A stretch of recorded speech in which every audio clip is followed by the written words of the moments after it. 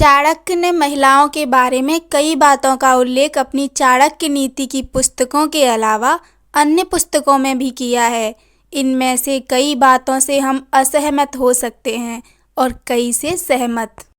चाणक्य ने यह बातें उस काल की स्थिति और परिस्थिति को देखकर लिखी थीं। अब काल बदल चुका है। आओ जानते हैं चाणक्य के महिलाओं के संबंध में विचार।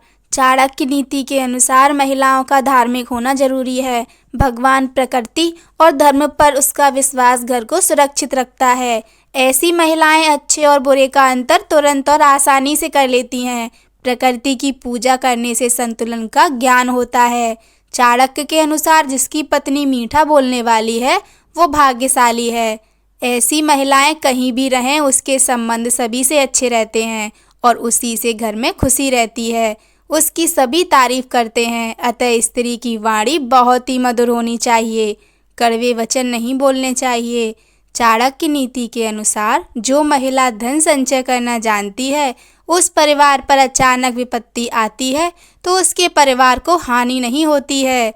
चाणक्य कहते हैं कि कलह प्रिय महिला के साथ रहने से अच्छा है कि उसका त्याग कर दिया जाए, क्योंकि उसके साथ रहने से जीवन जहर हो जाता है। ऐसे पति या पत्नी जो हमेशा गुस्से में रहते हों, अपशब्द बोलते हों और इस वजह से परिवार का माहौल बिगड़ जाता है, ऐसे में इन लोगों का त्याग कर देना ही उचित होता है। ऐसी महिला जो वेश्या है उसको धन से मतलब होता है, किसी के दुख से नहीं। ऐसी महिलाओं के समक्ष दुखों का बखाना करना मूर्खता है। राजा, वेश्या, यमराज, अग्नि, चोर, बालक, याचक और 8 गांव का कांटा, ये दूसरे के दुख को नहीं जानते हैं। किसी भी प्रकार के दान को अपनी पत्नी से भी गुप्त ही रखना चाहिए। कई बार आपकी पत्नी दान पर किए गए खर्च की दुहाई देकर आपको भला बुरा कह सकती है। चाणक्य कहते हैं कि पति को कभी भी अपने साथ हुए अपमान के बारे में नहीं बताना चाहिए, क्योंकि बाद में जब पति पत्नी के बीच छोटी बात पर भी विवाद होता है तो पत्नी इस अपमान का ताना देने से चूकती नहीं है।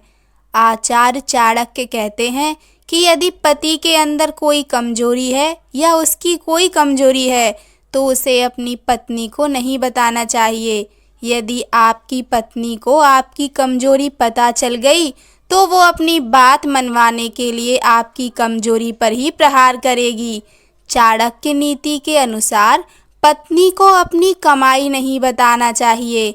यदि अगर उसे आपकी कमाई का पता चल जाता है तो वो उस पर भी अधिकार जताते हुए आपके तमाम खर्चे को रोकने का प्रयास करेगी।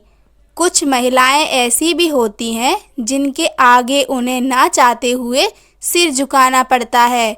इन महिलाओं में शामिल हैं दया और करुणा से भरपूर महिला। झूठ बोलना, अत्यधिक साहस, छल करना, बेवकूफ़ी करना, लालच, ये दोष महिलाओं के स्वभाव में जन्म से ही होते हैं। स्त्री का आहार यानी भूख पुरुषों से दुगनी होती है। शर्म यानी लज्जा 4 गुना ज़्यादा, साहस पुरुष से 6 गुना ज़्यादा होता है। इसलिए ही स्त्रियों को शक्ति स्वरूप भी माना गया है। वहीं स्त्रियों में काम इच्छा भी पुरुषों से 8 गुना ज़्यादा होती है।